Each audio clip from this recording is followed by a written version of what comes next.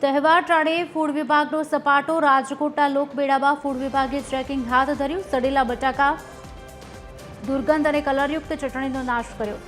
70 kilo દાજ્યું તેલનો પણ નાશ। ટેમ્પરરી લાયસન્સ બાબતે પાઠવી સૂચના।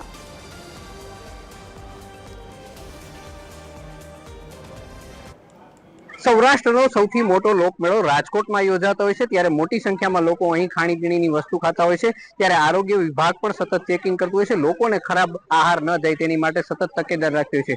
આરએમસીનું આરોગ્ય વિભાગ દ્વારા અહીં દરોડા પાડવામાં આવતા તેમના અધિકારી છે પરમાર સાહેબ, એમની પાસેથી જ આખી હકીકત જાણી આજે તેમણે દરોડા પાડ્યા। શું કાર્યવાહી કરવામાં આવી છે સાહેબ? આજે શું કાર્યવાહી કરવામાં આવી છે? આજની તારીખની અંદર અમે લગભગ 40 થી વધારે સ્ટોલનું ચેકિંગ કરેલ છે ખાદ્ય ચીજોનું, જેમાં ખાસ કરીને લોકોને એક્સપાયરી વાળી વસ્તુ ન મળે એટલા માટે આઈસ્ક્રીમના સ્ટોલનું પણ ચેકિંગ કરેલ છે।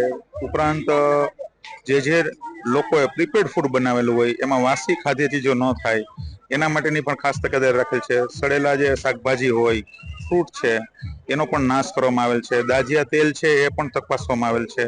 ઉપરાંત જે મસાલાઓ છે એની એક્સપાયરી એવું ન હોય તો એનો નાશ સ્થળ ઉપર કરવામાં આવેલ છે, જેમાં અંદાજિત આજે 160 કિલોની આસપાસ અમે અખાદ્ય ચીજોનો નાશ કરેલ છે। આગળ પણ ચેકિંગ ચાલુ છે, શું કહેશો?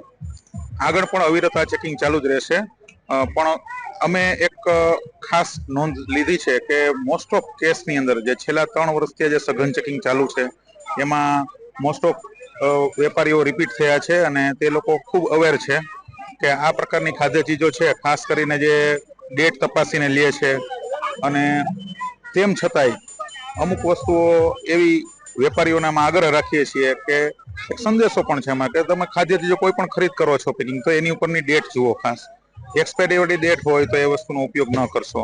ઉપરાંત તમારું જે ખાદ્ય તેલ વપરાશમાં લીધેલું હોય એનું પણ અત્યારે ટીપીસી માપવામાં આવે છે। દાજિયા તેલ અંદાજિત 35 થી 40 કિલો જેની આસપાસ અમે નાશ કરેલો છે। તો આ હતા આરોગ્ય અધિકારી, તેમણે કહ્યું કે આગામી દિવસોમાં પણ ચેકિંગ ચાલુ રહેશે અને વેપારીઓ પણ હવે સમજુ થઈ ગયા છે, વાસી પદાર્થનું વેચાણ નથી કરતા। કેમેરામેન રવિ ચાવડા સાથે રવિ મોટવાણી, TV 13 રાજકોટ।